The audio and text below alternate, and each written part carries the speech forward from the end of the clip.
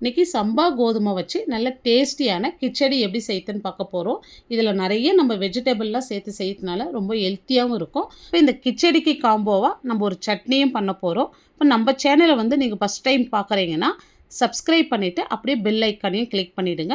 First இதை செய்யறதுக்கு வந்து ஒரு குக்கர் வச்சுட்டு ஒரு 2 டேபிள் ஸ்பூன் எண்ணெய் சேர்த்துடலாம். இப்போ எண்ணெய் சூடு இருந்தோம் 2 துண்டு பட்டை, ஒரு 3 லவங்கம், 2 ஏலக்காய், 1/2 ஸ்பூன் சோம்பு சேர்த்துருங்க. இப்போ காரத்துக்கு வந்து நம்ம பச்சை மிளகாய் மட்டும் தான் சேர்க்க போகிறோம். அதனால் ஒரு 4 பச்சை மிளகாய் நல்லா பொடியாக கட் பண்ணிவிட்டு சேர்த்துருங்க. இப்போ மீடியம் சைஸில் 2 வெங்காயம் எடுத்து நல்லா பொடியாக கட் பண்ணிவிட்டு சேர்த்துங்க.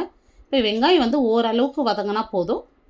இப்போ இதுக்கு வந்து நிறைய வதங்க தேவையில்லை, இந்த அளவுக்கு வதங்கினா போதும். இப்போ இதிலே வந்து ஒரு 100 கிராம் கேரட் எடுத்து நல்லா பொடியாக கட் பண்ணி வச்சுருக்கேன், அதையும் சேர்த்துடலாம். இப்போ 100 கிராம் பீன்ஸ் பொடியாக கட் பண்ணி வச்சுருக்கேன், அதையும் சேர்த்துட்டு நல்லா வதக்கி விடுங்க.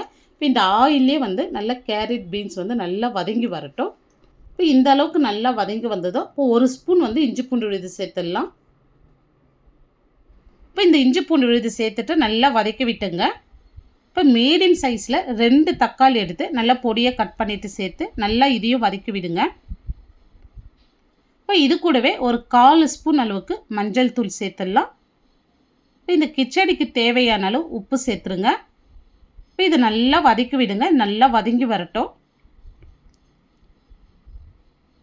இப்போ பாருங்கள் இந்த அளவுக்கு நல்லா வதங்கி வந்ததும் இப்போ வந்து இதில் ஒரு 100 கிராம் அளவு நம்ம ஃப்ரெஷ் பீஸ் சேர்த்துக்க போகிறோம்.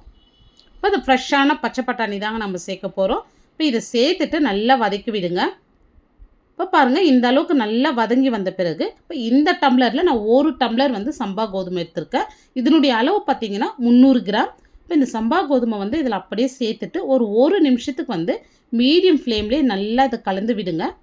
இந்த வெஜிடபிள் சம்பா கோதுமை எல்லாமே நல்லா இந்த மாதிரி கலந்து விடுங்க. இப்போ 1 டம்ளர் சம்பா கோதுமைக்கு நம்ம 3 டம்ளர் வந்து தண்ணி சேர்த்துக்க போகிறோம். இப்போ யூஸ்வலாக வந்து நம்ம உப்புமா ரவைக்கெலாம் வந்து நார்மல் ரவைக்கு 1 டம்ளருக்கு 2 டம்ளர் சேர்ப்போம். இப்போ இது சம்பா கோதுமைன்றதுனால 1 டம்ளருக்கு 3 டம்ளர் வைங்க, கரெக்டாக இருக்கும். இப்போ இந்த மாதிரி நல்லா கலந்து விட்டுட்டு இப்போ வந்து உப்பு செக் பண்ணிங்க. இப்போ வந்து உப்பு செக் பண்ணி உங்களுக்கு கம்மியாக இருந்தால் மட்டும் இந்த இடத்துல சேர்த்துங்க. இப்போ இதில் வந்து வாசனைக்காக ஒரு 4 இலை மட்டும் புதினா இலை சேர்த்துங்க. இது வேணான்னா நீங்கள் ஸ்கிப் பண்ணிக்கலாம். இப்போ நல்லா பொடியாக நறுக்குன கொத்தமல்லி வந்து ஒரு கை நிறைய சேர்த்துட்டு 1 ஸ்பூன் வந்து நெய் சேர்த்துருங்க. இப்போ இதை சேர்த்துட்டு நல்லா கலந்து விடுங்க. இது லைட்டாக கொதி வரும் பாருங்கள். இப்போ குக்கர் மூடி போட்டு 4 விசில் மட்டும் விட்டு எடுத்துக்கலாம். இப்போ ஸ்டவ் ஆஃப் பண்ணிவிட்டு வந்து குக்கர் வந்து உடனே ஓப்பன் பண்ணாதீங்க, ஒரு 1/4 மணி நேரம் பொறுத்து ஓப்பன் பண்ணுங்கள். இப்போ நம்ம சட்னி செய்யறதுக்கு ஒரு பேன் வச்சுட்டு 1/2 ஸ்பூன் மட்டும் எண்ணெய் சேர்த்துங்க, நிறைய சேர்க்காதீங்க. இப்போ இந்த டம்ளரில் வந்து நான் 1/2 டம்ளர் அளவு நான் வேர்க்கடலை எடுத்துருக்கேன், இதை நல்லா வறுத்து எடுத்துக்கலாம். இப்போ வேர்க்கடலை நல்லா வறுத்துட்டோம் பாருங்கள். இப்போ நான் காரத்துக்கு வந்து பச்சை மிளகாய் சேர்த்துக்க போகிறேன். ஒரு 4லேருந்து 5 சேர்த்துங்க. இந்த மாதிரி வந்து உடைச்சிட்டு சேர்த்துங்க, நீங்கள் அப்படியே சேர்த்திங்கன்னா வந்து வெடிச்சிடும். இப்போ பாருங்கள் இந்த ஆயிலே வந்து நல்லா வறுபட்டு வரட்டும். இப்போ வந்து ஒரு 4லேருந்து 5 பூண்டு பல் சேர்த்துங்க. இப்போ இதோடு வந்து நல்லா ஃப்ரெஷ்ஷான கருவேப்பிலை, புதினா, கொத்தமல்லி சேர்த்துருங்க. இது 3மே சம அளவு சேர்த்துருங்க. இப்போ இதோட வந்து ஒரு 4 சின்ன வெங்காயம் சேர்த்துட்டு நல்லா வதக்கி விடுங்க. இப்போ நம்ம சேர்த்துது எல்லாமே நல்லா சுருண்டு வதங்கி வரட்டும். இப்போ இந்த அளவுக்கு நல்லா வதங்கி வந்ததும் நம்ம வேர்க்கடலை எடுத்த டம்ளர்லேயே வந்து 1/4 டம்ளர் அளவு பொட்டுக்கடலை சேர்த்துருங்க. ஒரு சின்ன துண்டு புளி சேர்த்துருங்க. இப்போ இதை வந்து கொஞ்ச நேரத்துக்கு மட்டும் நம்ம வறுத்தா போதும்.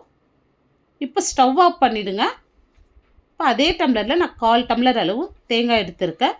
அந்த சூட்லேயே வந்து நல்லா கலந்து விடுங்க. இது நல்லா ஆறட்டும்.